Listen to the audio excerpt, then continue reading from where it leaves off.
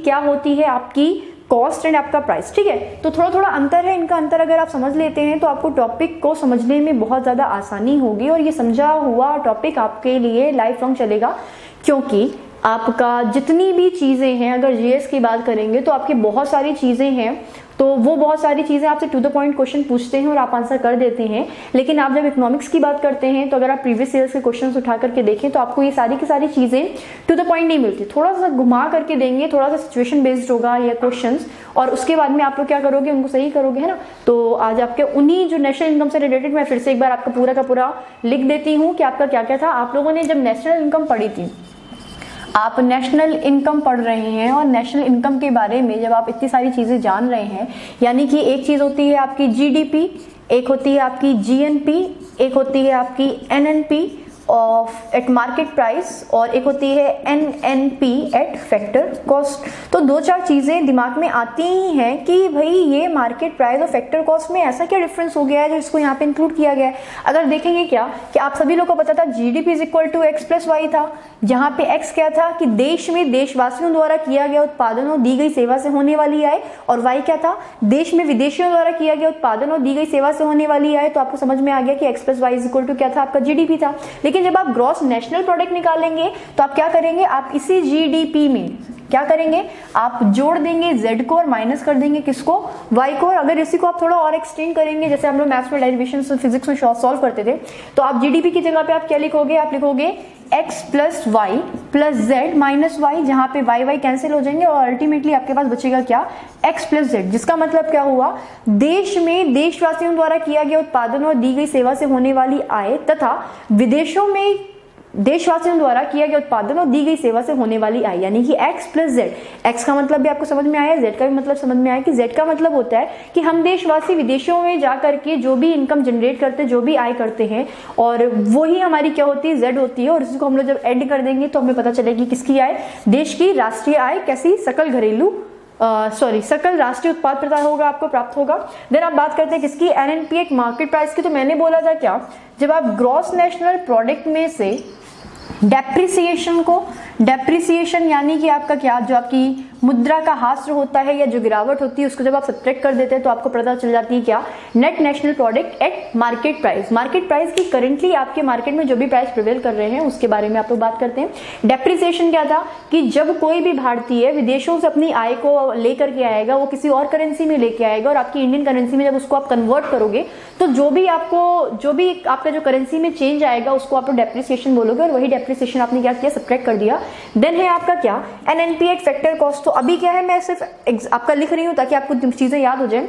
Market price और factor cost अभी आप लोग समझेंगे, क्योंकि कॉस्ट भी आपकी क्या होती है, आपकी दो प्रकार की होती है, उन कॉस्ट के बारे में आपको भी पढ़ना पड़ेगा भी, है ना। तो चलिए भाई देखिए, एनएनपी एट मार्केट प्राइस के होने बाद आपका एनएनपी एट फैक्टर कॉस्ट जब आप पढ़ते हो तो आपकी जो net national product at market price होता है उसमें से आप लोग इनडायरेक्ट टैक्सेस को सब्ट्रैक्ट कर देते हैं और सब्सिडीज को क्या कर देते हैं आप ऐड कर देते हैं। तो आपको मिल जाती है आपकी क्या, आपकी नेशनल इनकम, यानी कि एनएनपी एट फैक्टर कॉस्ट, या इसी को आप लोग बोलते हो क्या, आपकी नेशनल इनकम आपको ये प्राप्त हो जाती है। और इसी नेशनल इनकम से अगर आप अपने देश की पॉपुलेशन से डिवाइड कर देते हो इसी नेशनल इनकम को, तो आपको मिल जाती है आपकी क्या, आपको मिल जाती है पर कैपिटा इनकम, यानी कि पीसीआई, है ना। इतना बताया था मैंने लास्ट टर्म पे, आपने रिवीजन किया, और ये बहुत जरूरी होता है कि हल्का सा आपको क्या कर लें, आप लोग रिवीजन कर लें। चलिए भाई इसको हटा रही हूँ मैं, और आप लोग अब एक चीज समझेंगे कि प्राइस भी एक टर्म आ रहा है यहाँ पे और आपकी कॉस्ट एक टर्म आ रहा है। तो आपको समझना है कि प्राइस क्या होता है, आपको समझना है कि कॉस्ट क्या होता है। तो पहले आप लोग क्या करेंगे, कॉस्ट एंड प्राइस को समझेंगे। देखिएगा अभी जब बात करते हैं किसकी, आपकी कॉस्ट की, तो कॉस्ट होती क्या है, आपको क्या लगता है कि कॉस्ट क्या होगी।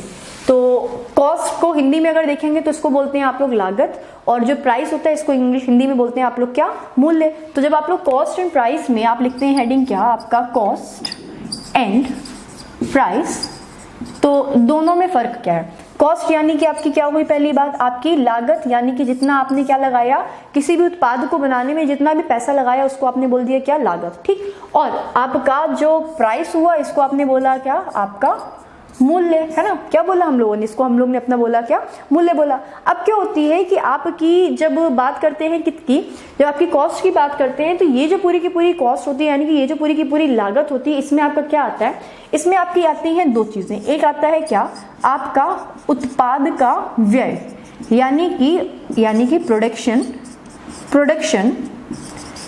एक्सपेंडिचर। ठीक, ये किस में आता है? आपका आता है किसमें? कॉस्ट में। और इसके साथ साथ में आपका क्या आता है? आपके आते हैं फैक्टर। फैक्टर क्या होते हैं भाई? अगर फैक्टर की बात करें तो फैक्टर्स को, यानी कि आप लोग देखेंगे कि वो सारी की सारी चीजें जो रिस्पॉन्सिबल हैं उस उत्पाद के व्यय के लिए, उसको आपने बोला क्या? फैक्टर। तो जब आप फैक्टर में जो कॉस्ट इन्वॉल्व करते हो वो और आपकी जो उत्पाद व्यय होता है, इन दोनों को सम अप कर देंगे तो आपकी जो अल्टीमेटली जो चीज आती है उसको आप लोग बोलते हो कॉस्ट, आपकी क्या? लागत। लेकिन जब आप प्राइस की बात करते हो, आप बात करते हो किसकी? मूल्य की। तो ये मूल्य आपका क्या होता है?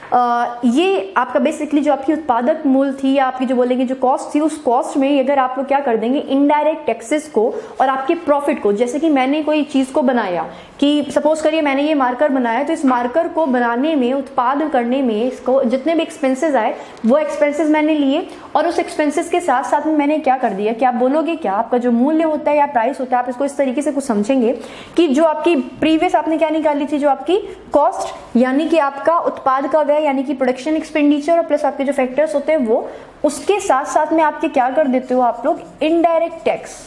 कौन सा टैक्स? आपका इनडायरेक्ट टैक्स। इसको ऐड करते हो और इसके साथ में आप ऐड कर देते हो किस चीज को? आपके पर्सनल प्रॉफिट को। क्योंकि कोई भी इंसान अपना मार्केट में सामान नहीं उतारेगा यदि उसको क्या नहीं हो रही है? प्रॉफिट नहीं हो रहा है। तो ये तीनों चीजें मिलकर के आपका क्या बनाती हैं? आपकी नेशनल इनकम में आपका प्राइस बनाती है। क्या बनाती है? प्राइस। अगर आपको कॉस्ट एंड प्राइस नहीं पता है तो आपको किस तरीके से, किस बेसिस पे आपको नेशनल इनकम डिसाइड करनी है, आपको वो भी निर्धारित आप नहीं कर पाओगे। इसलिए टॉपिक समझना बहुत जरूरी है।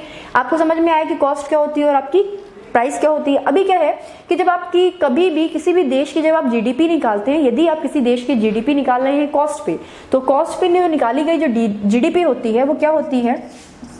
कॉस्ट पर निकाली गई जीडीपी, यानी कि ग्रॉस डोमेस्टिक प्रोडक्ट, हमेशा कैसी होती है? हमेशा कम होती है, क्योंकि उसमें क्या नहीं जुड़े होते हैं? इनडायरेक्ट टैक्सेस नहीं जुड़े होते हैं। लेकिन अगर हम बात करेंगे किसकी? प्राइस पे, तो प्राइस पे जब हम लोग क्या करते हैं, हम जब जीडीपी निकालते हैं तो जीडीपी हमेशा कैसी रहती है? हमेशा हाई होती है। तो ये चीज क्लियर हुई? फिर से समझ लीजिएगा क्या है।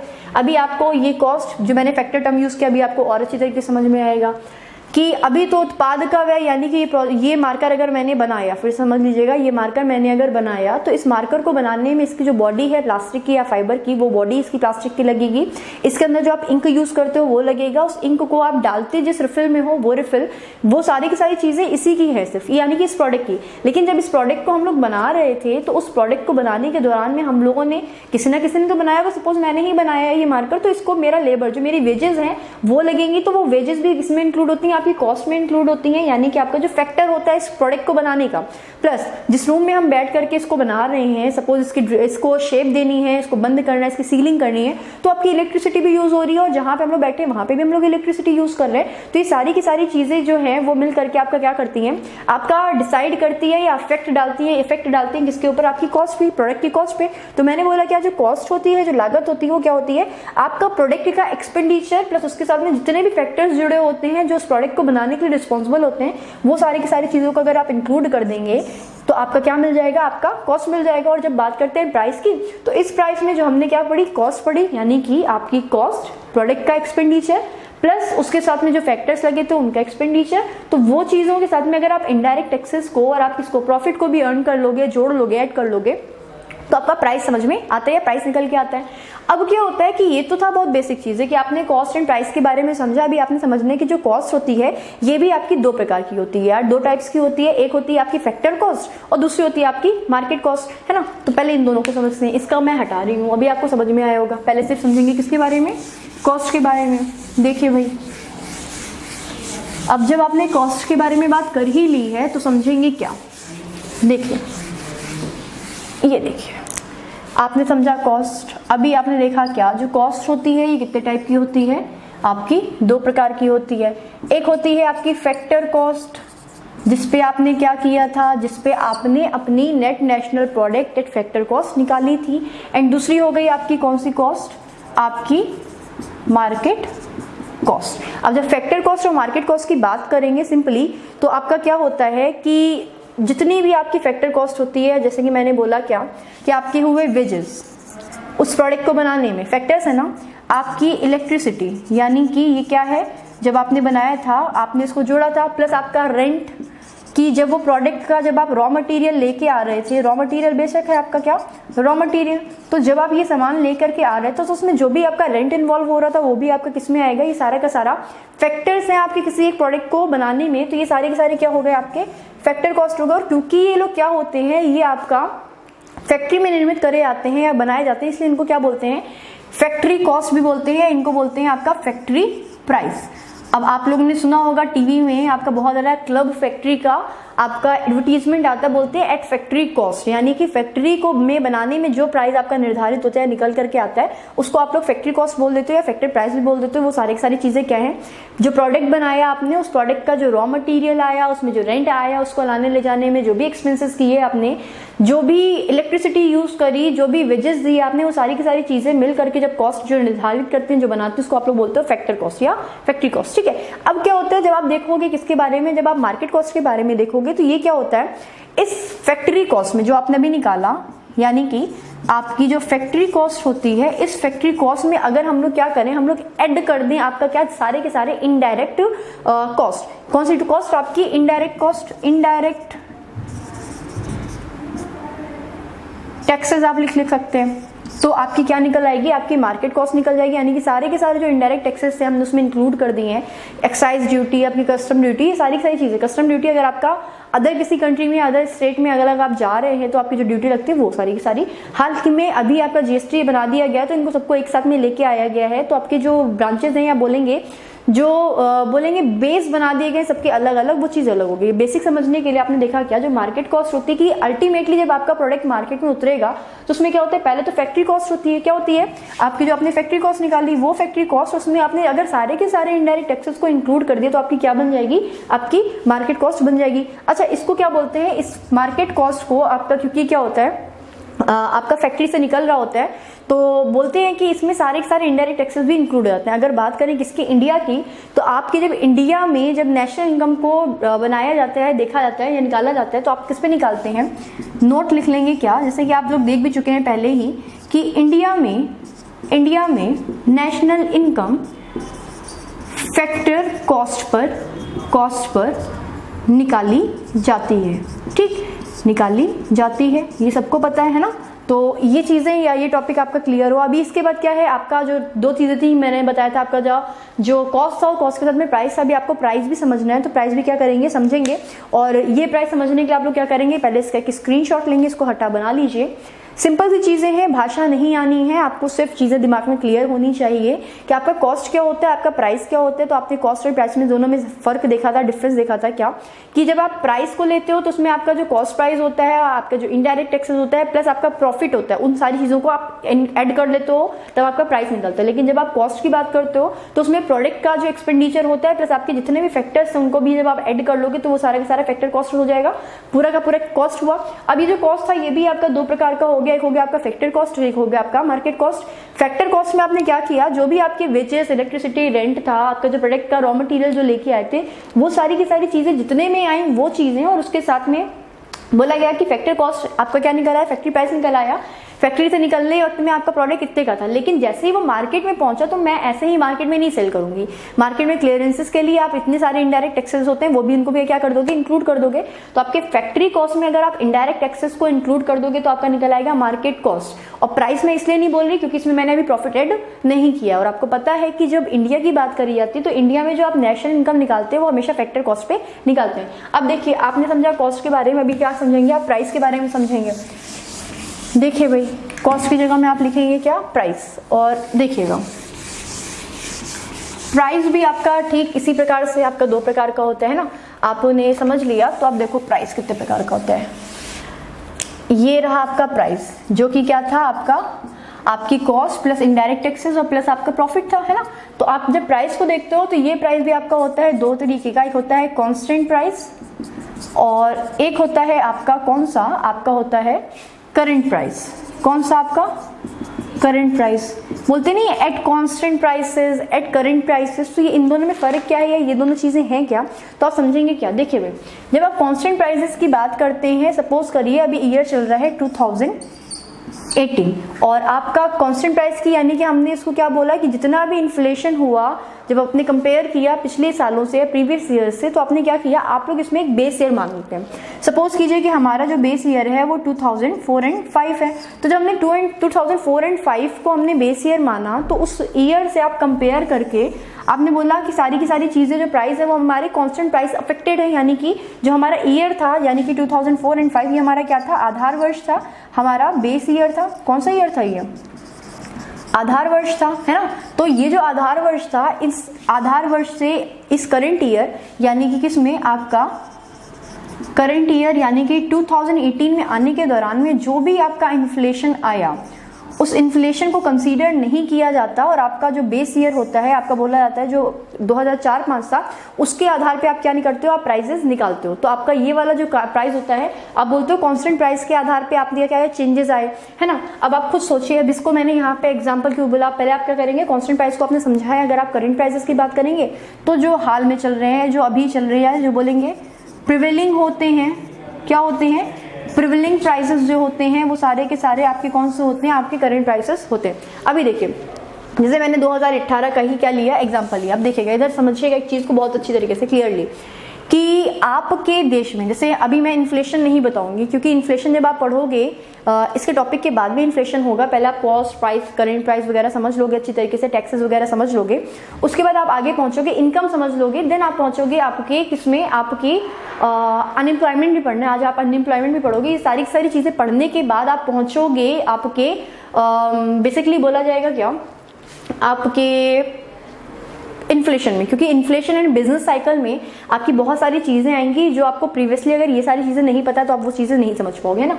तो आपने देखा क्या कि अभी क्या किया कि सपोज करिए आज बहुत ज्यादा जो बोलेंगे ना वाइब्रेंट मुद्दा है, जो चल रहा है जो मुद्दा आपका ऑयल प्राइसेस का, किसका, ऑयल प्राइसेस का, है ना। तो आजकल ऑयल के जो दाम है, जो रेट है, वो बहुत ज़्यादा फ्लक्चुएट कर रहे हैं, बहुत ज़्यादा इंक्रीजिंग ऑर्डर में है, बढ़ रहे हैं। तो हम लोग जब अपने देश में महंगाई निकालते हैं तो हम लोग क्या करते हैं, हम लोग कांस्टेंट प्राइस पे निकाल रहे हैं या हम लोग करंट प्राइसेस पे निकाल रहे हैं, इसको निर्धारित करना बहुत ज़्यादा ज़रूरी होता है। तो हम लोग ने देखा क्या, जब हम प्राइस सेट कर रहे हैं कि प्रीवियस अगर 2004 एंड 5 में हमने देखा कि आपकी जो ऑयल के प्राइसेस थे वो कितने थे आपके, मान लीजिए 2004-5 में आपका जो ऑयल था, यानी कि सिर्फ पेट्रोल की बात करते हैं, जो आपका पेट्रोल था वो आपका सपोज करिए 40 रुपीज़ पर लीटर के अकॉर्डिंग आपको मिल रहा था। एंड अगर आपने इसको देखा 2018 का, तो आपने जब 2018 में देखा तो आपकी जितना भी इन्फ्लेशन, जितनी भी महंगाई बढ़ गई, उसके आधार पे आपने देखा कि जो पेट्रोल का रेट है वो कितना है, 80 रुपी पर लीटर है। यानी कि जो हमारी चेंज हुआ, यानी कि जो इन्फ्लेशन आया उसने बहुत ज़्यादा प्रभाव डाला। तो जब हम लोग मार्केट में जो हम लोग प्राइस चेंज करेंगे या प्राइस बनाएंगे तो बोलेंगे क्या कि जब हम लोग क्या निकालेंगे, नेशनल इनकम निकालेंगे। तो हमारी नेशनल इनकम जब कांस्टेंट प्राइस पे आएगी तो वो बहुत कम आएगी, क्योंकि आपका 2004 और 5 में जो आपका स्तर था उससे और आपके 2018 का जो स्तर है उसमें प्राइसेस में या नेशनल इनकम में बहुत परिवर्तन होगा। लेकिन जब आप करंट प्राइस की बात करोगे, यानी कि जो आपकी मार्केट प्राइस की बात करोगे जो अभी चल रहा है, उसके आधार पर अगर हम नेशनल इनकम निकालेंगे तो आपकी कैसे निकलेगी, आपकी ज़्यादा निकलेगी। क्योंकि आपका क्या होगा, पेट्रोल अगर आप लोग ले रहे हो तो आपकी जो स्टेट्स होती हैं वो स्टेट ड्यूटी लगाती हैं, जो सेंट्रल है, जो केंद्र है वो आपका एक्साइज ड्यूटी लगाता है। ये सारी इसके डीलरशिप का भी जो अपना अलग रेशियो होता है, वो सारी चीजें इंक्लूड हो जाती हैं।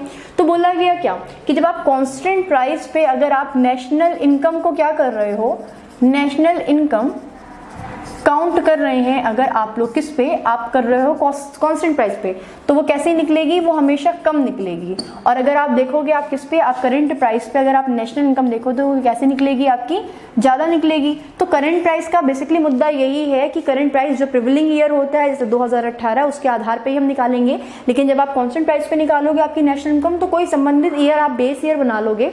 जैसे स्टार्टिंग में 2000 जैसे स्टार्टिंग में ये आपका 1999 था, बाद में इसको 2004 और 5 किया गया, और अभी भी अगर देखेंगे तो 11 और 12 हो चुका है। वो इंडेक्सेस हैं कि कंज्यूमर प्राइस इंडेक्स अलग हो गया, होलसेल प्राइस इंडेक्स अलग हो गया, वो सारे इंडेक्स अलग हैं। उसको साइड में करके, क्योंकि वो इन्फ्लेशन के कॉन्सेप्ट है, अगर आप यहाँ पे देखेंगे तो जब आपका कांस्टेंट प्राइस पे नेशनल इनकम निकाली जाती है तो हमेशा वो कम निकलती है। लेकिन अगर आप निकाल रहे हो नेशनल इनकम किसमें, आप करंट प्राइसेस पे निकाल रहे हो, तो हमेशा कैसी निकलेगी, ज़्यादा निकलेगी। क्योंकि ऑब्वियस है कि इन्फ्लेशन भी उसके रेंज का या उसके लेवल तक का क्या हो चुका है, इंक्रीज हो चुका है। अभी क्या करते हैं, टॉपिक बहुत सामान्य सा था, इसको समझने के लिए बहुत ज़्यादा दिमाग की बहुत ज़्यादा टाइम वेस्ट करने की ज़रूरत नहीं है। बस आपने समझना था कि जिस प्रकार से आपका कॉस्ट दो प्रकार का होता है, आपका प्राइस भी क्या होता है, दो टाइप्स का होता है। एक होता है आपका कॉन्स्टेंट प्राइस, एक होता है आपका करंट प्राइस। करंट प्राइस जो प्रिवेलिंग ईयर होता है, जैसे 2018, उसी के अकॉर्डिंग आपका निश्चित करी जाती है, निर्धारित करी जाती है नेशनल इनकम, जो आपकी ज़्यादा निकलेगी। और अगर आप देखोगे कॉन्स्टेंट प्राइस के बारे में, तो कॉन्स्टेंट प्राइस में आपका क्या होता है, जो आपकी नेशनल इनकम होती है वो कम निकलेगी, क्योंकि वो ईयर्स बिफोर के बारे में आपको इन्फॉर्मेशन दे रही होती है। उसके आधार पे हम क्या कर रहे होते हैं, अपनी राष्ट्रीय आय की गणना कर रहे होते हैं, उसको काउंट कर रहे होते हैं ना। चलिए भाई, यहाँ तक आपका समझ में आया होगा।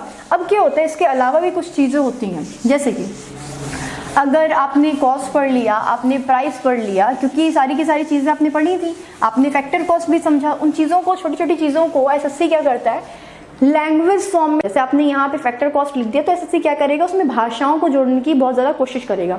अब क्या होता है, अगर टैक्सेस देखे जाए और टैक्सेस के साथ में आपकी नेशनल इनकम देखी जाए, तो आपको पता होगा कि अगर मैं बोलूँ टैक्सेस एंड आपकी क्या, आपकी नेशनल इनकम, तो इसमें क्या होता है भाई, देखिए अगर टैक्स की बात करें तो आपकी ये टैक्स होते हैं कितने प्रकार के, दो प्रकार के।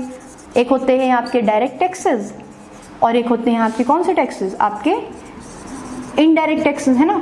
तो भाई देखिए, अगर डायरेक्ट टैक्सेस की बात करें तो बहुत सिंपल सा है। इसमें क्या होता है, जिस व्यक्ति के ऊपर टैक्स लगाया जाता है, गवर्नमेंट इम्पोज करती है टैक्स, आपको उसके बेनिफिट्स भी होते हैं, ठीक है, गवर्नमेंट को ही होते हैं। जैसे अभी बताऊंगी, मैं एग्जांपल भी दूंगी उसके साथ में।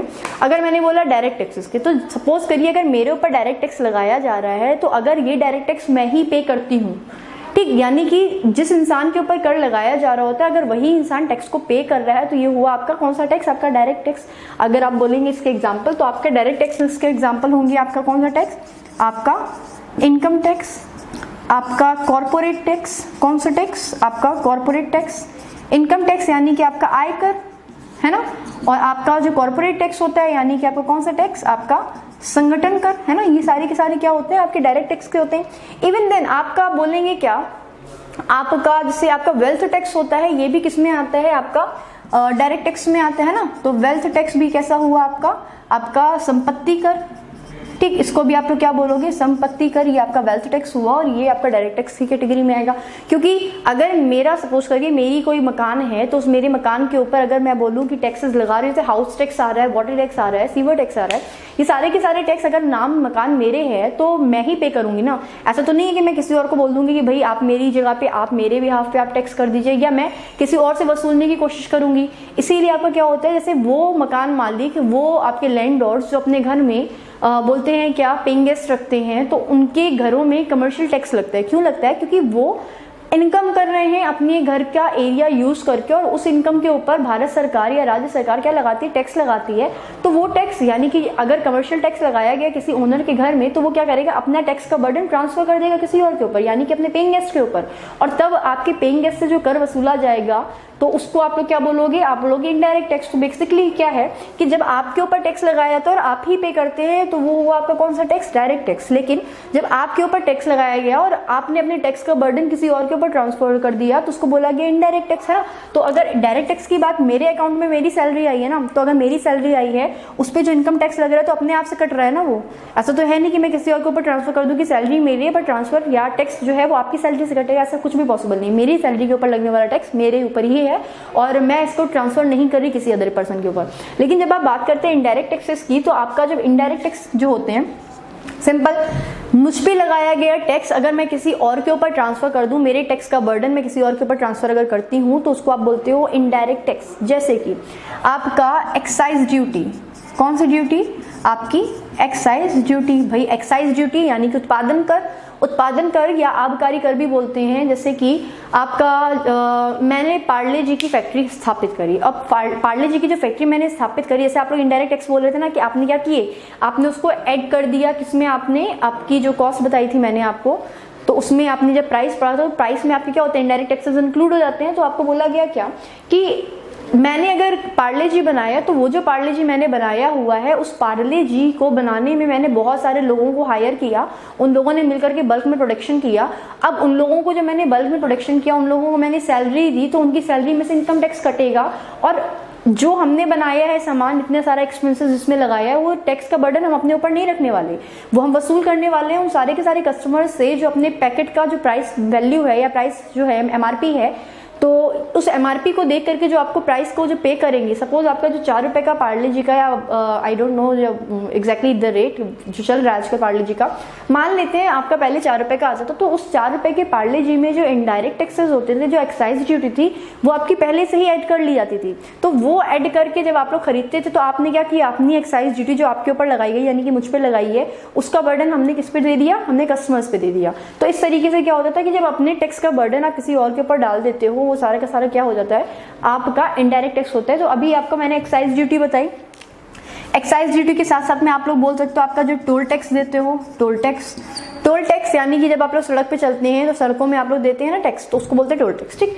ये जो टोल टैक्स होते हैं, आप बोलेंगे आपकी जीएसटी यानी कि गुड्स एंड सर्विस टैक्स में आने वाले जितने भी ये वैल्यू एडेड टैक्स हैं, ये सारे के सारे जो टैक्सेस हैं वो आपके किस में आते हैं, आपके इनडायरेक्ट टैक्स की कैटेगरी में आते हैं, क्योंकि इसमें सारा का सारा बर्डन आपके ऊपर ट्रांसफर कर दिया जाता है आपका। इवन अब ये तो समझ में आया कि आपकी जो नेशनल इनकम है वो निर्धारित करते हैं, उसमें बहुत मेजर रोल में प्ले करते हैं आपके टैक्सेस, किसमें, आपकी नेशनल इनकम में। तो जब आपको डायरेक्ट एंड इनडायरेक्ट टैक्सेस समझ में आ गए हैं तो सबसे बड़ी क्वेश्चन ये आता है कि ऐसा क्यों है कि या क्या है जो आप लोगों को डायरेक्ट और इनडायरेक्ट टैक्स देने पड़ते हैं। तो आपको सिंपल सी बात बताएं कि हम सभी को, हम जो प्राइवेट सेक्टर में काम करने वाले बंदे हैं, हम लोग सब लोग प्राइवेट सेक्टर में काम करते हैं, तो हमारे जो ओनर्स होते हैं वो हम लोगों को सैलरी देते हैं, है ना, और हमें वो सैलरी देते हैं तो उससे हमारा घर चलता है, आराम से हम लोग फंक्शन करते हैं, हमारी ब्रेड एंड बटर चलता है, प्रॉपर्ली बोलेंगे उस चीज़ को, है ना। लेकिन जब बात करते हैं आपकी गवर्नमेंट सेक्टर को, तो इनको इनकम कहाँ से जनरेट हो गवर्नमेंट को, तो गवर्नमेंट आपसे डायरेक्ट टैक्स और इनडायरेक्ट टैक्सेस के फॉर्म में बहुत सारी इनकम जनरेट करती है। ठीक, अब क्या होता है, इस सारी की सारी इनकम जो उसने जनरेट करी है, तो बोला जाएगा क्या, अगर आप देखें इंडियन पॉपुलेशन की बात करें, तो अगर इंडियन पॉपुलेशन को देखा जाए, है ना भाई, तो अगर 2011 के सेंसस के अकॉर्डिंग देखा जाए तो आपकी भारत की जो जनसंख्या वो कैसी है, 125 करोड़ है। लेकिन अगर 2015 के आंकड़ों को देख लिया जाए, ध्यान में रख लिया जाए, तो 133 करोड़ की जनसंख्या जो भारत की है, उसमें से मात्र आपका 125 करोड़ में से मात्र आपका बोलेंगे क्या, आपका 66 लाख जो लोग हैं वो क्या करते हैं, टैक्स देते हैं। कौन सा tax, direct tax. Direct tax यानी कि वो इंसान देता है जिसके पास में अपना रोजगार है, अपना काम है, अपना धंधा है, जो काम करने जाता है किसी के अंडर में रह करके, उसकी सैलरी में से इनकम टैक्स करता है, तो ऐसा, या डायरेक्ट टैक्स है, उसका अपना घर है, कॉर्पोरेट टैक्स है, वेल्थ टैक्स है, ये सारी की सारी टैक्सेस देने वाला जो बंदा है वो इंसान इंडिया में जो उनकी क्वांटिटी अगर देखी जाए तो मात्र आपके 66 लाख लोग हैं। तो क्या इस 125 करोड़ की जनसंख्या को चलाने के लिए 66 लोगों से लिया गया टैक्स, 66 लाख लोगों से लिया गया टैक्स ही बहुत ज्यादा रेलिवेंट था? नहीं था। इसलिए गवर्नमेंट ने क्या किया, इनडायरेक्ट टैक्सेस में बोले कि अगर हम लोग बोलते हैं ना, क्या सरकार क्यों लेती है आपसे टैक्स, अपनी इनकम क्यों करती है, ताकि आपको बहुत सारी चीजें मिल सके, बहुत सारी सुविधाएं मिल सके। इतनी सारी सुविधाएं जो आप लोगों को मिलती हैं कि आप लोग को सड़कों में आप लोग चलते हो, लाइट्स हैं आपके पास में, हर जगह विद्युत का, इलेक्ट्रिसिटी जो पिलर्स है आपके बोलेंगे, जो खंबे हैं वो खड़े हो गए हैं आकर के, आपको बिजली मिल रही है, आपको पानी मिल रहा है, आपको सड़कें बनी बनाई मिल रही हैं। तो क्या उसमें सिर्फ डायरेक्ट टैक्स देने वाले लोगों का योगदान है? नहीं भी, इनडायरेक्ट टैक्सेस के फॉर्म में भी हम लोग जीएसटी लगा करके, हम लोग एक्साइज ड्यूटी लगा करके हर एक इंसान को जो भारत का निवासी है, भारत का नागरिक है, उससे टैक्स वसूलने की कोशिश करते हैं कि हमारी थोड़ी बहुत तो क्या हो जाए, आय हो जाए। तो हम लोग क्या करते हैं कि 125, जैसे टोल टैक्स बोला, तो national highway authority of India limited NHAI है, वो क्या करती है, टोल टैक्स, टोल्स लगाती है, वो अपनी सड़कों का निर्माण करती है, नेशनल हाईवेज का निर्माण करती है। अब नेशनल हाईवे की मरम्मत कराने के लिए भाई मैं डायरेक्ट टैक्स देती हूँ, मैं चलती हूँ, समझ में आता है, लेकिन वो बंदा जो टैक्स नहीं देता वो भी चल रहा है सड़क पे, तो क्या ये जेन्युइन चीज है, ये जायज है? नहीं जायज है। इसलिए क्या कर दिया गया, टोल टैक्स लगाया गया, ताकि आप क्या करोगे, आप जाने वाले निकलने वाले हर एक मुसाफिर से, हर एक नागरिक से क्या लोगे, आप पैसा लोगे, आप टैक्स लोगे, ताकि आप क्या कर सको, भारत का जो फंड है, जो इनकम है, उसको बढ़ा सको, उसको जनरेट कर सको, बड़ा कर सको, डेवलप कर सको। तो इसलिए क्या किया गया, ये सारे के सारे टैक्सेस लगाए गए ताकि आप लोगों को बहुत अच्छी अच्छी क्वालिटीज, बहुत सारे बेटरमेंट्स आपको मिलते रहे। अब क्या होता है, ये तो टैक्सेस हो गई, आपकी नेशनल इनकम भी होगी, लेकिन आपकी जो इनकम होती है, कई बार क्वेश्चन पूछा आता है एसएससी में कि व्यक्तिगत आय क्या होती है, पर्सनल इनकम क्या होती है, आपसे पूछा जाएगा डिस्पोजेबल इनकम क्या होती है, तो रियल इनकम क्या होती है, आपकी इनकम ऑन पीपीपी क्या होती है, एंड आपकी इनकम ही क्या होती है। तो इसको भी समझ लेंगे, टॉपिक को समझ में आया फिर से कि जो टैक्सेस होते हैं और जो नेशनल इनकम होती है, उसमें आपको समझ में आएगा कि जब आप टैक्सेस की, हम लोग बेसिकली क्या कर रहे थे, हम लोग जब नेट नेशनल प्रोडक्ट एक मार्केट प्राइस निकाल रहे थे, या हम लोग जब नेट नेशनल प्रोडक्ट एक फैक्टर कॉस्ट निकाल रहे थे, तो हम लोग सारी की सारी इनडायरेक्ट टैक्सेस को क्या कर रहे थे, माइनस कर रहे थे, और सब्सिडीज को क्या कर रहे थे, ऐड कर रहे थे। क्यों इनडायरेक्ट टैक्सेस को माइनस कर रहे थे, अब ये चीज और बात समझ लीजिएगा कि डायरेक्ट टैक्सेस में तो हमारी इनकम सारी की सारी सरकार ने हम लोग को हमारे फंड में दे दी है ना। अब क्या है, आपको ये इनकम तो हमारी पूरी की पूरी काउंट हो गई है, लेकिन हमारी सैलरी में से भी जब हम लोग सामान खरीदते हैं तो हम लोग इनडायरेक्ट टैक्सेस दे देते हैं। तो अगर हम लोग दोबारा से यहाँ पे इनडायरेक्ट टैक्सेस को ऐड कर लेते तो ये रिपीटिशन हो जाता है। इसलिए हम लोगों ने क्या किया, हम लोगों ने नेशनल इनकम में से इनडायरेक्ट टैक्सेस को क्या कर दिया, सब्ट्रैक्ट कर दिया। क्योंकि ये चीजें जो हमारी, जैसे बोला गया ना कि हमें सैलरी मिली, तो हमारी सैलरी में से क्या होता है, हम लोग टैक्सेस कौन वाले, सिर्फ डायरेक्ट वाले क्या कर देते हैं, हटा देते हैं। अब हमारे पास जो सैलरी बचती है उसमें से हम लोग इनडायरेक्ट टैक्सेस भी हटा देते हैं। तो ये जो सैलरी हुई, टोटल भारत की जितनी भी जनता है उसकी जो आय हुई, वो आपकी क्या होती है, आपकी नेशनल इनकम होती है। तो अगर हम लोग इनडायरेक्ट टैक्सेस को दोबारा से क्या कर देंगे, ऐड कर देंगे, तो वो क्या हो जाएगा, रिपीटिशन हो जाएगा। इसलिए इनडायरेक्ट टैक्सेस को हम लोग क्या कर देते हैं, सब्ट्रैक्ट कर देते हैं। अच्छा, एक समझिएगा आप क्या होती है इनकम को। इनकम भी आपकी क्या होती है, कुल 5 प्रकार की होती है। वैसे बहुत प्रकार की होती है, लेकिन हम लोग क्या करेंगे, हम लोग 5 टाइप्स की इनकम के बारे में पढ़ेंगे, इसको समझेंगे। देखिए भाई, अगर बात करी जाए सिर्फ आपकी किसकी, आपकी बात करी जाए टाइप्स ऑफ इनकम की, है ना। तो देखिए भाई, टाइप्स ऑफ इनकम, देखिए आपकी जो इनकम होती है, बेसिकली मैंने बोला 4-5 टाइप्स। देखिएगा भाई, एक मिनट रुकिएगा, है ना भाई। देखिए, आपकी जब इनकम की बात करते हैं तो आपकी एक तो होती है आपकी क्या, आपकी इनकम, है ना। और उस इनकम के साथ साथ में आपकी एक होती है पर्सनल इनकम। कौन सी इनकम होती है आपकी, पर्सनल इनकम, है ना। और 5 टाइम है ना, इनकम हो गई आपकी, पर्सनल इनकम हो गई। फिर आपकी आती है डिस्पोजेबल इनकम। कौन सी इनकम आती है आपकी, डिस्पोजेबल इनकम। और इस डिस्पोजेबल इनकम के साथ साथ में आपकी, देखिए आपकी जो आती है उसको आप बोलते हो कौन सी, आपकी रियल इनकम। और आखिरी वाली जो इनकम है वो आपकी होती है इनकम बेस्ड ऑन या income on purchasing power parity, है ना। कौन सी होती है, income on purchasing power parity, समझिएगा। हिंदी में देखें, इनकम यानी कि आय, व्यक्तिक इनकम या व्यक्तिगत इनकम या आय, ठीक। आपका डिस्पोजेबल यानी कि बोला जाता है, डिस्पोजेबल इनकम को हिंदी में बोलते हैं व्यय योग्य आय। कौन सी आय, आपकी व्यय योग्य आय। और अगर बात करी जाए किसकी, आपकी रियल इनकम की, या बोलेंगे इसको क्या बोलेंगे, तो बोलेंगे आप वास्तविक आय। क्या बोलेंगे, आपकी वास्तविक आय। और जो आखिरी वाली है कि जो बोल रहे हैं क्या, income on purchasing power parity, यानी कि क्रय शक्ति समता। क्या बोलते हैं, क्रय शक्ति समता के आधार पर आय, है ना। तो भाई 5 प्रकार की आय हुई। अब क्या, देखिए जब आप सिर्फ बात करते हैं किसकी, आपकी इनकम की बात करते हैं, तो आपकी इनकम क्या होती है, ये नॉर्मली जो आपकी अकाउंट में आपकी सैलरी आती है उसको आप बोलते हो क्या, आपकी इनकम, ठीक। लेकिन जब आप बात करते हो किसकी, आपकी बोलेंगे क्या, जब आपकी पर्सनल इनकम की बात करते हैं, जब आप व्यक्तिगत इनकम की बात करते हैं, तो इस इनकम में क्या होती है, आपकी जितनी भी गवर्नमेंट की जो ट्रांसफर सिस्टम होता है, यानी कि बोलेंगे क्या, बोलेंगे गवर्नमेंट की जितनी भी ट्रांसफर पेमेंट होती हैं आपकी पर्सनल इनकम से, आप वो निकाल दो। आप जितनी भी आपकी कमर्शियली ट्रांसफर पेमेंट्स होती हैं आप वो निकाल दो।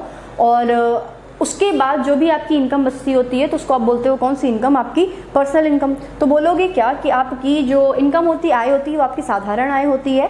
अब इस साधारण आय में आपने किया क्या, भाई देखिएगा, अगर आप सिंपली सिर्फ आपकी आय की बात करेंगे या आपकी बोलेंगे पर्सनल इनकम की बात करेंगे, तो इसमें किसी व्यक्ति के द्वारा, बोलेंगे सिंपल डेफिनेशन देखेंगे तो बोला गया क्या, किसी व्यक्ति के द्वारा या किसी संगठन या समूह के द्वारा आपकी जो मजदूरी होती है, यानी कि आपकी जो वेजेस होती हैं, जो आपका वेतन होता है, जो आपकी सैलरी होती है, जो आपका किराया होता है, जो आपका ब्याज, यानी कि किसी भी सोर्स से आपको अगर इनकम हो रही है, सपोज करो मैं यहाँ पे पढ़ा रही हूँ तो मुझे इनकम हो रही है, तो ये सारी की सारी, अब मुझे इनकम हो रही है प्लस मुझे इंसेंटिव्स मिल रही है, सारी की सारी क्या है, मेरी इनकम है। तो ओवरऑल ये मेरी क्या हो गई, इनकम हो गई। इसको सिर्फ आप सिर्फ क्या लोगे, आय के हिसाब से देखोगे।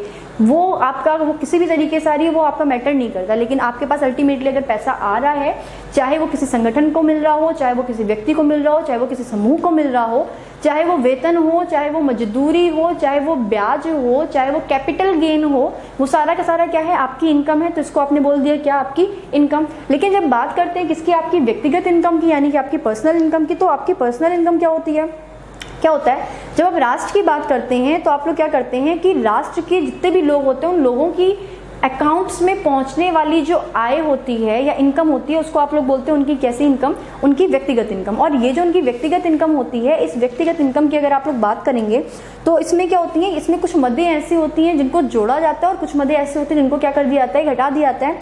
तो जो जुड़ने वाली होती हैं मदें, उनको आप बोलोगे क्या, आपकी गवर्नमेंट के द्वारा जितनी भी ट्रांसफर्ड आपकी जो पेमेंट्स होती हैं वो, आपकी कमर्शियल के द्वारा, कमर्शियल सेक्टर्स के द्वारा जितनी भी ट्रांसफर्ड पेमेंट्स होती हैं वो।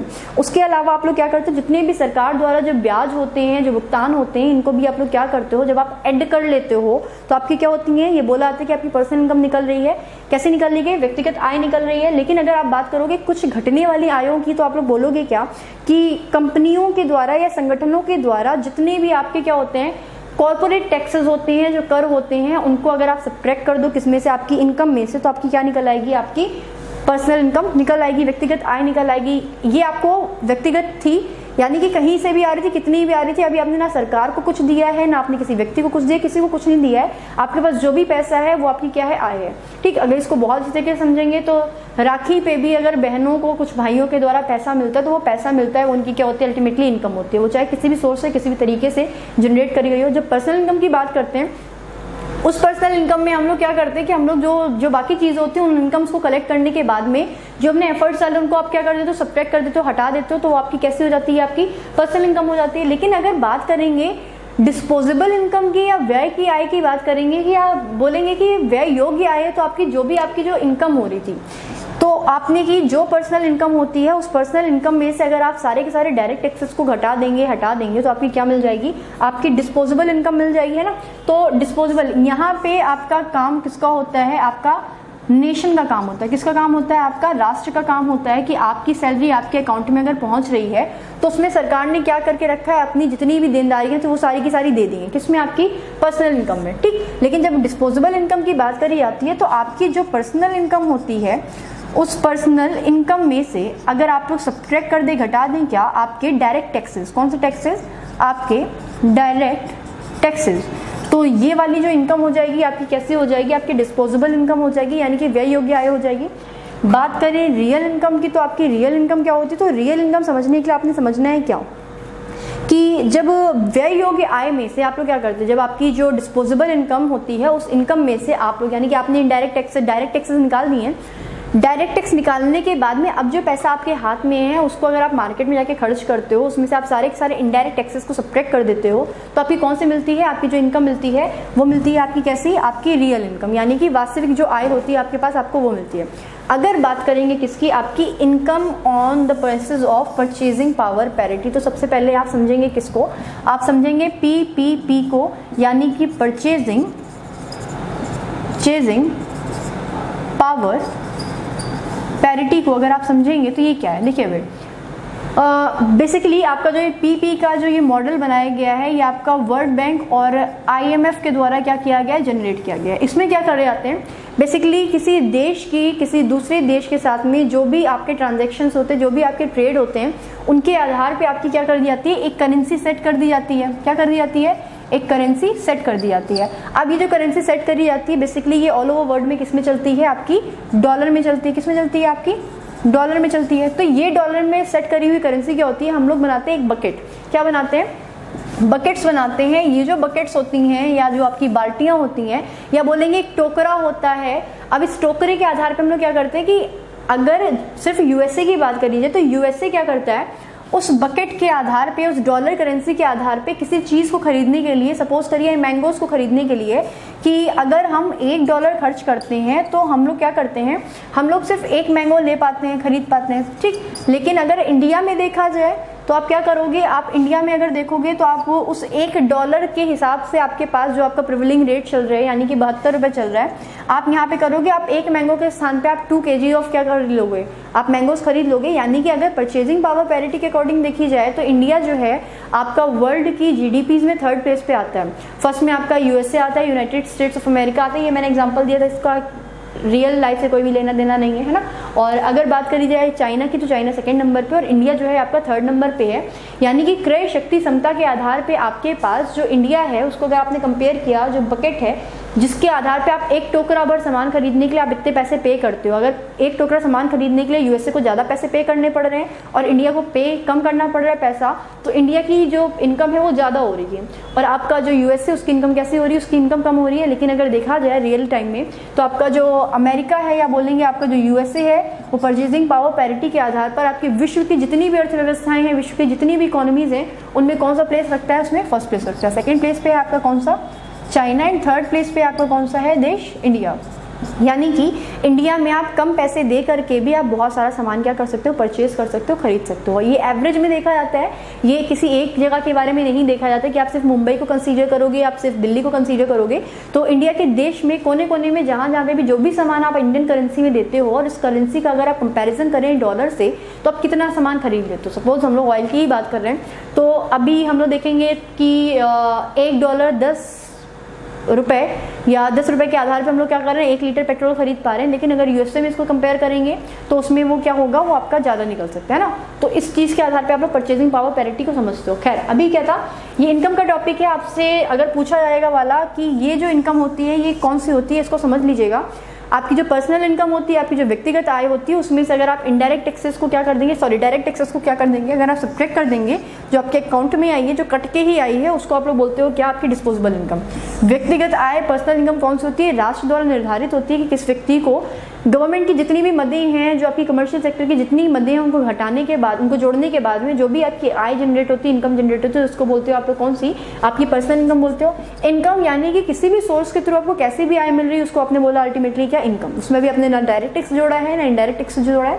अगर बात करेंगे रियल इनकम की तो आपकी जो वास्तविक या डिस्पोजेबल इनकम थी, यानी कि बोलेंगे कि आपने डायरेक्ट टैक्सेस को हटा दिया है, आपकी जो इनकम हुई है उसमें से पर्सनल इनकम में से डायरेक्ट टैक्सेस को हटाने के बाद में और इनडायरेक्ट टैक्सेस को हटाने के बाद में जो इनकम आपके पास प्राप्त होती है उसको बोलते हो आप लोग रियल इनकम, यानी कि वास्तविक आय। और आपकी जो income based on purchasing power parity होती है, तो इसमें basically IMF and world bank द्वारा आपका ये संदर्भ या ये शब्द स्थापित किया गया था। और इस शब्द के आधार पे आपने बोला क्या कि टोकरे बनाए गए थे, उन टोकरों को आपका डॉलर से कंपेयर करके हर एक देश की करेंसी को, इसीलिए अंतर्राष्ट्रीय बाजार में जब आप देखते हो किसी भी देश की करेंसी ऊपर जा रही है या नीचे जा रही है तो उसको आप सिर्फ डॉलर के आधार पे देखते हो, आप नहीं उसको कंपेयर करते हो पाउंड पे, स्टर्लिंग पे, या बोलेंगे येन पे, और आपका किस पे, युआन पे। चाइना की युआन है, जापान की येन है, पाउंड स्टर्लिंग आपकी यूनाइटेड किंगडम, और आपकी या बोलेंगे लंदन बेसिकली ब्रिटेन की है आपकी, है ना। तो आप उससे क्या करते हो, आप उससे कंपेयर नहीं करते हो, आप सिर्फ करते हो किससे कंपेयर, आपकी यूएसए के डॉलर से, है ना। तो अगर इंटरनेशनल सेक्टर में जाएंगे तो आपको बहुत सारी चीज़ें पता चलेंगी, जैसे कि मैं इसको नेक्स्ट टर्न पे कंप्लीट कराऊंगी, है ना। अभी क्या करना है, इसका एक स्क्रीनशॉट लेंगे, आपको इनकम समझ में आ गई है। आप जब नेक्स्ट टॉपिक में आओगे तो मैं आपको बेसिकली इन्फ्लेशन बताऊंगी। तो इन्फ्लेशन समझने के लिए टॉपिक्स आपके लिए बहुत ज़्यादा ज़रूरी थे, लेकिन आपको बिजनेस साइकिल, इन्फ्लेशन, ये दोनों चीज़ें समझनी है, उसके साथ साथ में अनएम्प्लॉयमेंट भी समझनी है, क्योंकि ये 3 सेक्टर आपके खत्म हो जाएंगे तो आप लोग पहुंचेंगे पब्लिक फाइनेंस में, यानी कि आपके बजट में, कि बजट होता क्या है, आपको बजट भी समझना है ना। तो अभी क्या करते हैं, आपका क्लास को एंड करते हैं। और हाँ, एक और चीज़ है, सारी चीज़ें रिवीजन, रिपीटिशन बहुत ज़रूरी होता है। कोई चीज़ में कन्फ्यूज़न हो, कोई चीज़ क्लियर नहीं हो तो आप लोग प्लीज़ इन्फॉर्म कर सकते हैं कि आपको इस चीज़ में, इस सब्जेक्ट में यहाँ पे प्रॉब्लम आ रही है, तो उसको आपको सोल्यूशन दिया जाएगा। अभी क्या करते हैं, एंड करते हैं क्लास को। अभी आपके लिए क्या है, ऑल द बेस्ट है, सारी तैयारी हम यहाँ पे ख़त्म करते हैं। ओके।